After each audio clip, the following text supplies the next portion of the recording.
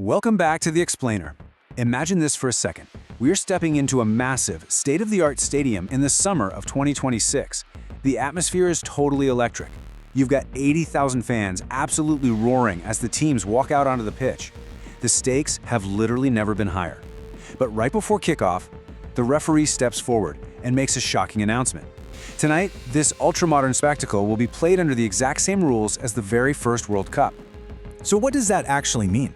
Just picture these highly tuned modern players, trained to within an inch of perfection, walking out there only to discover that the safety nets are completely gone. There are no substitutions, there are no yellow or red cards, there's no VAR to save them from a terrible call, and that perfectly engineered aerodynamic ball, replaced by a heavy leather sphere? Mixing modern, high-stakes football with these vintage laws creates absolute chaos.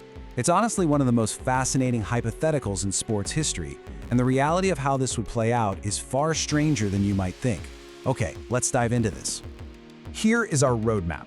We'll start with the 2026 World Cup under 1930 rules, look at no subs, player collapse, and then zero cards, total pitch chaos. After that, we'll cover heavy leather and ghost goals, the format failure for 48 teams, and finally, the impact on modern superstars.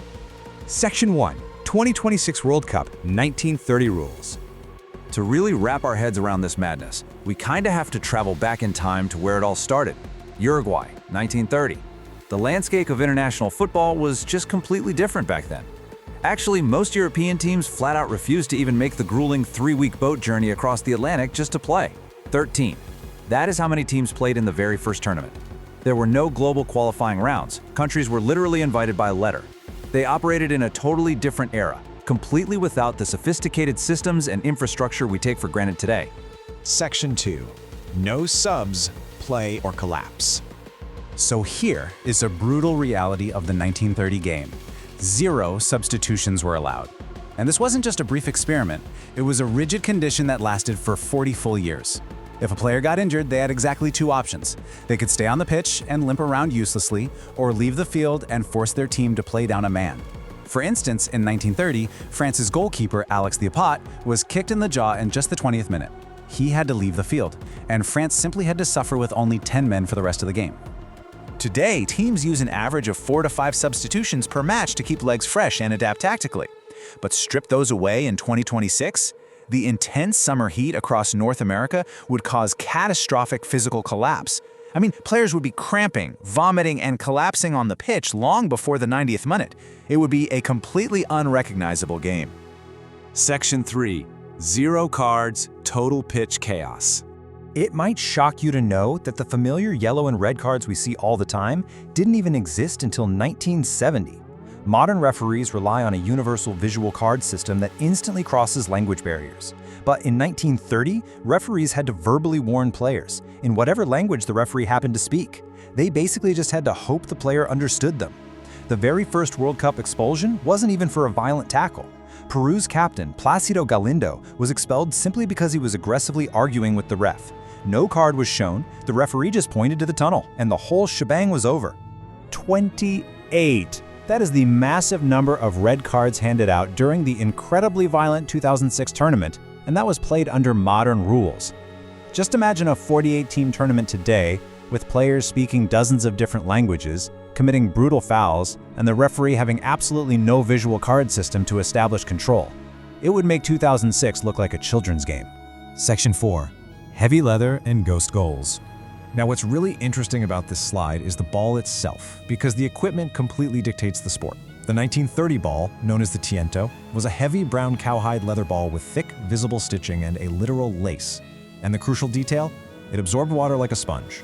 By the end of a wet match, it weighed almost double.